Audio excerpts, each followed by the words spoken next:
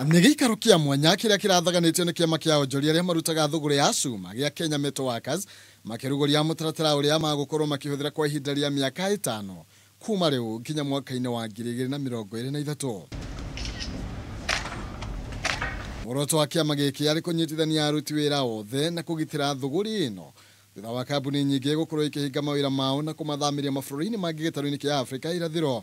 Ndũmĩrĩri ĩhinyĩrĩirio nĩ mwandĩki mũnene kĩama-inĩ kĩu Rose Omamo. We have 6 parts in this strategic plan. We have also done a SWOT analysis in the strategic plan whereby we have identified our strengths. We also identified our weaknesses.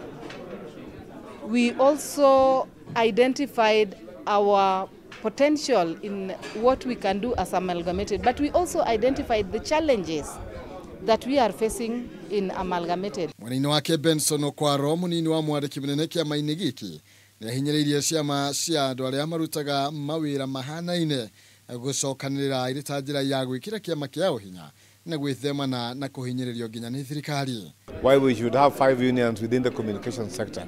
Why do we have maybe 4 unions within the agricultural sector? It's important to bring them together so that we put all our minds together, we put all our resources together, and as a result we shall be able to bring something. That's what I stand for, that's what KOTU stands for, and we have been talking to our affiliates and we hope they will listen so that moving forward in the next 3-4 years before we leave, we shall be able to have left stronger unions that can be able to advocate for the interest of the workers.